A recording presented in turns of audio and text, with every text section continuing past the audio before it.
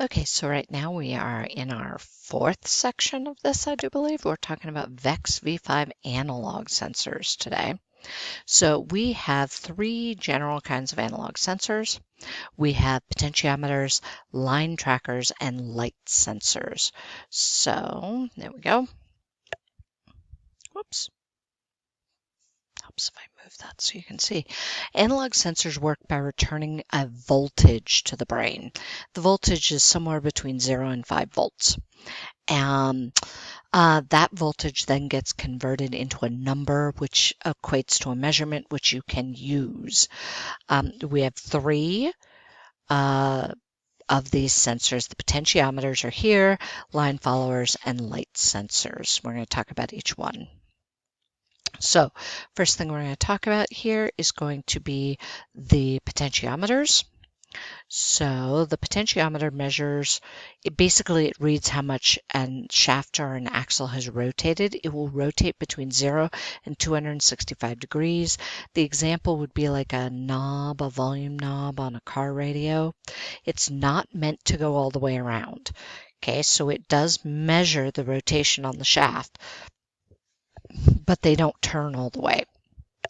If you put too much torque on them, you will break the internal stop, and then they will turn all the way and mess with your measurements. So generally, you can still use them if the stop is broken, but they're not as good. So I recommend you be very careful with them.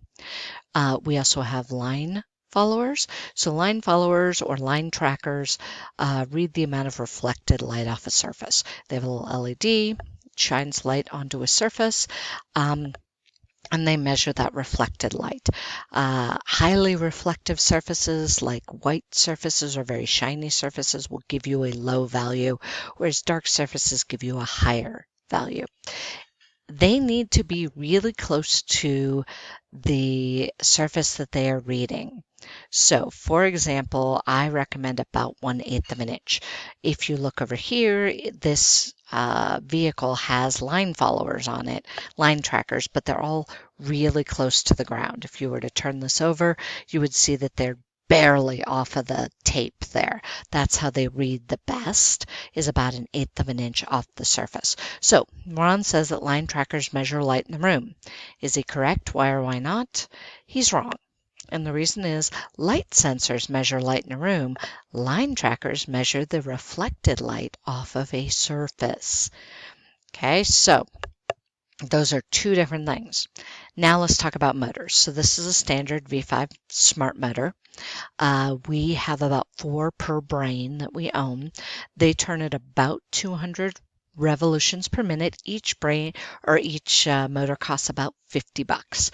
You can break it pretty easily by over tightening these screws that you're using to hold it onto things. So do not over tighten it. You turn it until it stops turning, and then do not sit there and turn further, right? We also have some 393. Here, I'm moving me again. We also have some 393 servo motors. They're used to raise and lower things, open and closing claws. They move much smaller parts. And as you can see, this right here is called a clutch.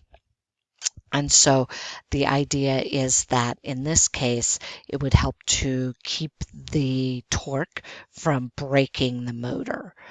Because these are much smaller motors. When you go to use them, it would be probably not half, but maybe 2/3 the size of a regular motor. So that gets us over to here. What kinds of screws do V5 motors take?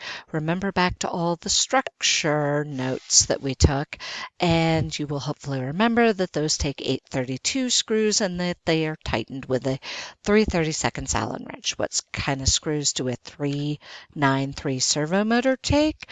Again, remember back to that structure part. Those should take 632s and be tightened with a 5/64 Allen wrench.